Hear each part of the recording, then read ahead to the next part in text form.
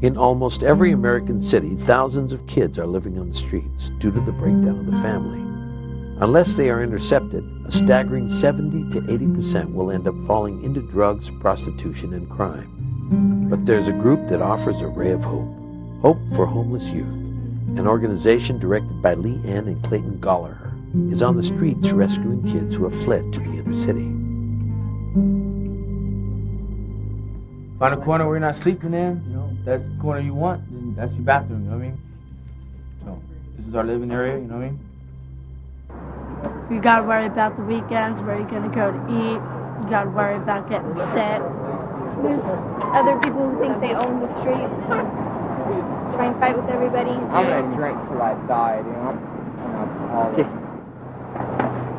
I was on the run from the law, strung out on dope, screwed everybody, had nowhere to go, and ended up hitchhiking through town on the way to somewhere else. I had already been homeless with my family before. It was interesting, and I started hanging out at the promenade. And I was raped last year.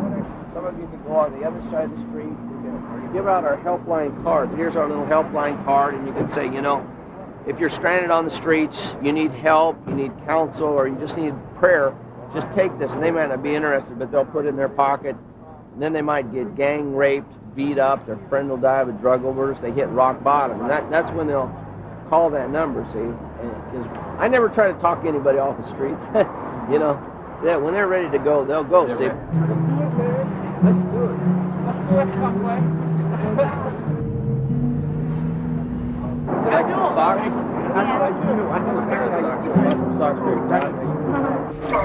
We freshly made these today. No drugs-free sandwiches.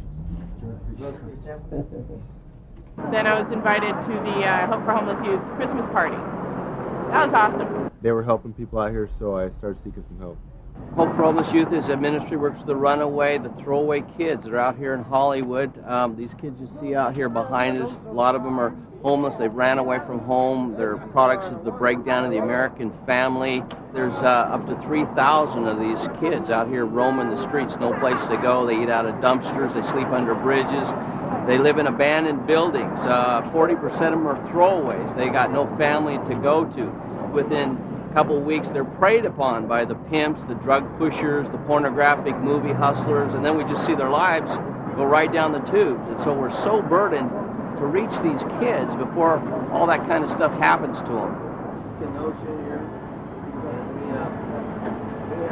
My wife and I have probably been out here in Hollywood for going on 18 years now, and we come out here, we feed the kids, we bring out socks to the kids, then we build relationships with them. It's all about relationship building, gaining their trust, their respect. Then we ask them if they want to come back in, check out our shelter 1 or 2 nights, rest up, get away from the pimps, the drug pushers out here. If you need to take a shower or something like that, or get a hot meal, or you want to just come in and rest for a day or two, no strings attached, and rest up, get some good food to eat, And then if you decide to, stay for maybe as much as 5 days, that's okay, but that's just a decision that you can make, you know what I'm saying? And we all love the good Lord, but we don't push God or religion on anybody, you know what I'm saying? If you want prayer, you can. If you don't, you don't have to get prayer. And then then they cook up a big hot meal. We have, like tonight, we have a big old spaghetti dinner. You can, have some food for your dog. And then if they want to come into our long-term program and get rehabilitated, learn a trade, get on their feet, then we invite them to do that. Everything we offer the kids is free of charge. We're there to help them. We have like a computer center. Some people like Mandy's going to get her what's called the GED. I love it. It's real. They're loving these kids that nobody else wants. They go out to the streets, they just love on them, they hang out with them, they be real with them. It's not just a sandwich handout. Cheers, amen. Give you a hug. I love you, buddy. All right. Okay, buddy. All right. We have a shelter for homeless people there. We have a little job training program. It's all free. Everybody get in here. I'm going to help you get in. How are you doing? So help me get? How are you doing? We got room for the first 6 people. First 6 people. How you doing, Abdul? Hey. Abraham, right? In the middle of the night, it's a whole different scene. You won't even recognize this boulevard because all the drug pushers come out. The pimps and the prostitutes come out. It's a whole different thing, and so we'll go down there at 2:30 in the morning, we'll pray. Some of the pimps pack guns with them, so there's always danger. Our staff are always risking their lives out here as they rescue these young girls from the pimps. The pimps are making a lot of money, maybe $500 per girl per night. At the age of 14, I met a pimp, not knowing he was a pimp.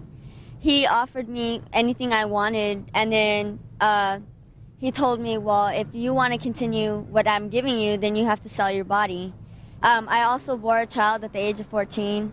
One night, my son's father was extremely upset and shot my son 4 times in the head.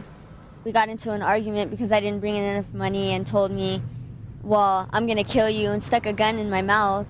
He tortured me, burned me with a hot curling iron. Now, because of it, I'm unable to bear children.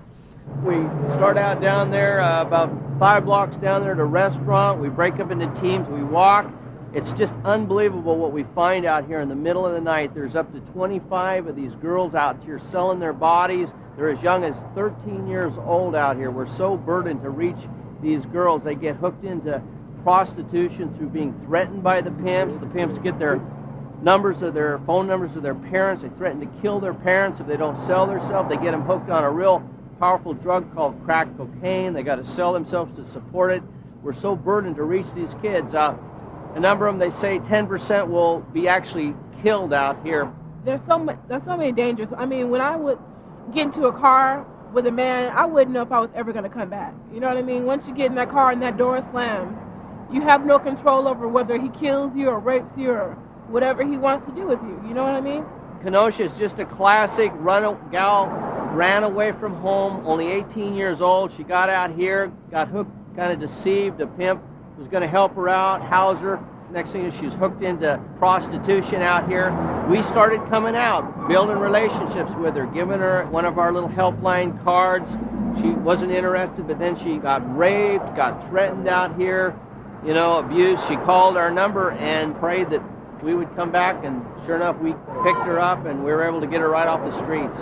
Where it's all at is a change of heart, okay? And we really believe that the key is the love of God reaching these girls' hearts. Many of these girls don't have a father. They don't have somebody that loves them. So we'll introduce them to Jesus Christ. They'll find that God is that father they never had, I just want to touch other people's lives with my testimony. Help them as much as possible because they need it. I got a meal for you back there, all right, buddy?